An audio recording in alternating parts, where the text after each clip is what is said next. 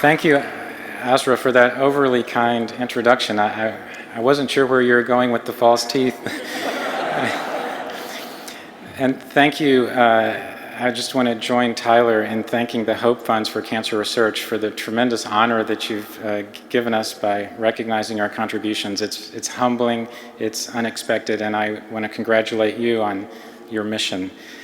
So I'd like to reinforce the fact that science is a team sport. In my case, it very much built on the work of many others who laid the groundwork for the discoveries that I was able to participate in. And in my specific case with chronic myeloid leukemia, it first depended on the discovery of the Philadelphia chromosome by Peter Knoll. Then it was followed by the elucidation of the anatomy of that chromosome by the late Janet Rowley in Chicago.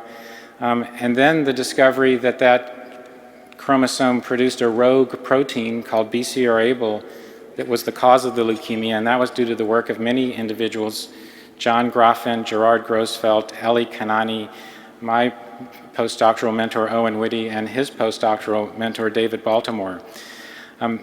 So we stand on the shoulders of giants. Successful team science also requires very strong partnerships. As Azra told you, Brian Drucker and I met nearly 25 years ago when we were postdoctoral fellows in competing labs. We got along well, and 5 years later we teamed up with a third partner, Nick Leiden, a chemist at Ciba-Geigy Pharmaceuticals in Switzerland, who actually discovered the chemical that became Gleevec and then helped lead the charge with us to get it moved into the clinic. I'll never forget those conversations and the sort of young dreams that we had then, but none of us could have imagined the impact that it has had on patients' lives and also the whole field. As Azra said, Gleevec was a huge success, but it's not a cure, and patients can relapse.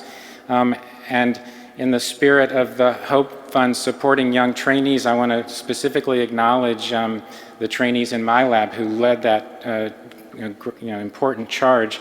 Mercedes Gore and Neil Shaw discovered that the patients that I was seeing in the clinic have mutations in the BCR-ABL protein.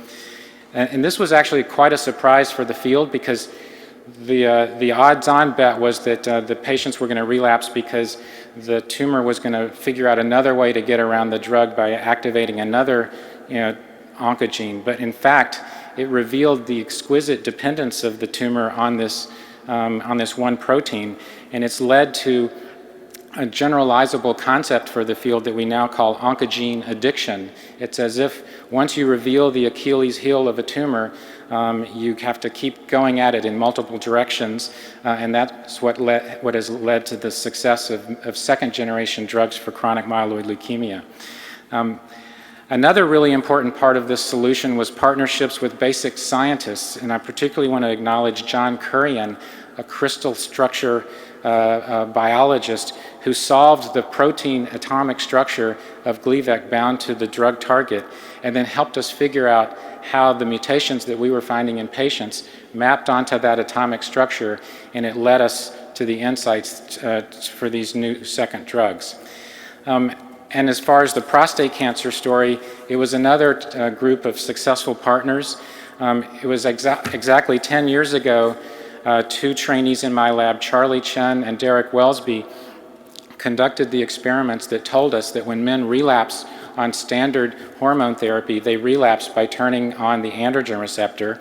Then it was a partnership with my colleagues across the street in the chemistry building, Mike Jung and Samadi Ook, who I was able to convince to do the chemistry to attack that problem. And here now, 10 years later, we have a drug approved by the FDA based on that work. Thanks, in that case, to the clinical trials led by my colleague Howard Shear at Sloan Kettering, showing that that drug prolongs survival of men with late-stage prostate cancer. And last, and certainly not least, the most crucial partnership for me has been the support from my family, my wife Susan, who is here tonight, and my two children. So in summary, I've been blessed with the serendipity of amazing timing, amazing partnerships. Cancer research has reached that moment when huge progress has begun to be made, much more is ready to be made, and I've been lucky enough to be right in the middle, and I hope to continue, as Azra said, keep the fight up. Thank you very much.